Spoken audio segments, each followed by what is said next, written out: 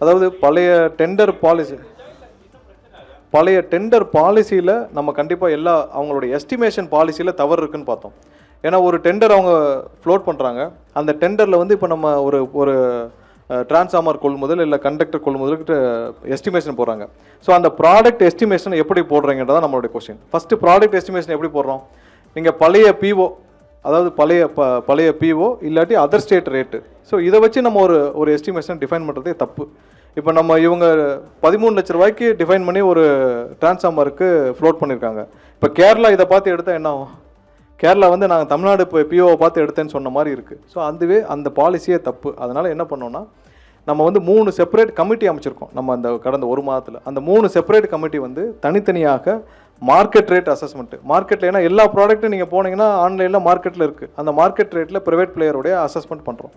அது இல்லாமல் ஒரு மேனுஃபேக்சரர் அசஸ்மெண்ட், இப்போ நீங்கள் ஒரு டிரான்ஸ்ஃபார்மருக்கு எவ்வளோ அலுமினியம் தேவை, எவ்வளோ கார்பர் தேவை, அது ஒரு மேனுஃபேக்சரராக நம்ம ஒரு அசஸ்மெண்ட் பண்ணுறோம். அது இல்லாமல் நீங்கள் அதர் ஸ்டேட்டு மற்ற பிஓ எல்லாம் 3 பேரும் சேர்ந்து தனித்தனியாக அவங்க ப்ரொப்போசலை போர்டில் வச்சு அவர்கள் இதில் குறைவான என்ன கரெக்டான ரேட்டோ அதை தான் நம்ம ரேட் ஃபிக்ஸிங்க்கு எஸ்டிமேஷன், அதாவது ஒரு டெண்டருடைய அந்த ரேட்டு எஸ்டிமேஷனுக்கான நம்ம ப்ராசஸை கம்ப்ளீட்டாக மாற்றிருக்கிறோம்.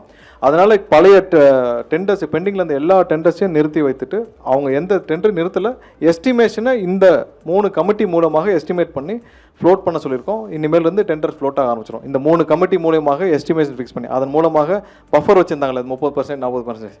ஸோ அதெல்லாம் எஸ்டிமேஷன் தான் ப்ராப்ளம். நீங்கள் டிரான்ஸ்ஃபார்மரை 13 லட்ச ரூபாய் கோட் பண்ணுறோம்னா 40% பஃபர்.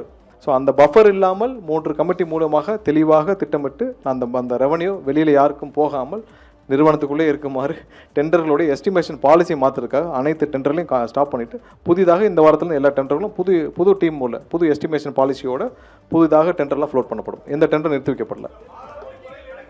ஏன்னா இல்லை, அதனால தான் வந்து நம்ம கவர்மெண்ட் ஆஃபீஸர்ஸ்க்கு மட்டும்தான் அந்த ஸ்மார்ட் மீட்டர்ஸ் நம்ம போகிறோம். மற்றபடி யோசிச்சுட்டு தான் சொல்லுவோம். அதான் சொன்னேன், நம்ம அசஸர்ஸ் இல்லை, அசஸ்மெண்ட்டுக்கு நம்ம ஆள்கள் போதுமான ஆட்கள் இல்லை இல்லை. இப்போ நம்ம இதை எடுத்து முடிச்ச பிறகு இந்த 20,000 பேர் எடுத்து முடிச்ச பிறகு அவங்களாம் ட்ரைனிங்க்கு உள்ளே வரட்டும். முதல்ல இருக்கிற டிஸ்ட்ரிபியூஷன் இருக்கிற ப்ராப்ளமை சரி பண்ணுறதுக்கான ஆட்கள் இருக்கட்டும். முதல்ல அதுக்கு அடுத்த கட்டமாக அதை பற்றி யோசி.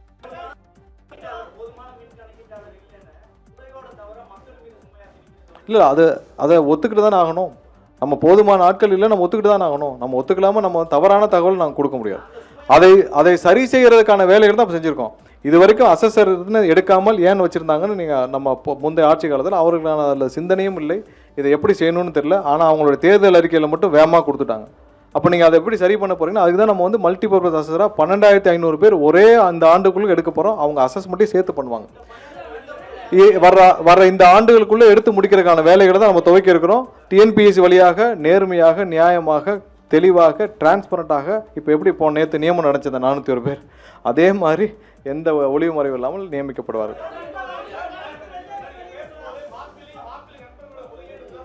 ஆமாம்,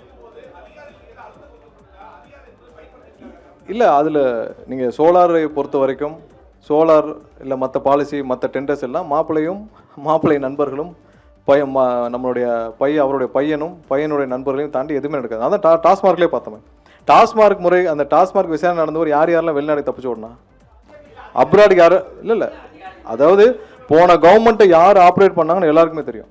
மாப்பிள்ளை நண்பர்களும் பையன் நண்பர்களும் தான். இவர்கள் தான் அந்த கவர்மெண்ட்டே ஆப்ரேட் பண்ணாங்க. ஸோ இவரெல்லாம் அந்த கவர்மெண்ட்டே வழிநடத்தினாங்க. யாரையும் அவர்களை பார்க்காமல் ஒரு சின்ன விஷயம் கூட நகராது. அதில் நீங்கள் மற்ற அதிகாரிகள் நம்ம குறை சொல்ல என்ன பண்ணுறது? கவர்மெண்ட்டோடைய பாலிசி, அந்த முதல்வருடைய பாலிசி அப்படி இருக்கிறப்ப மற்றவர்களை குறை சொல்ல என்ன பண்ணுறது? அடுத்து போதுமான அளவு நம்ம எல்லா கேள்வியும் முடிச்சாச்சு.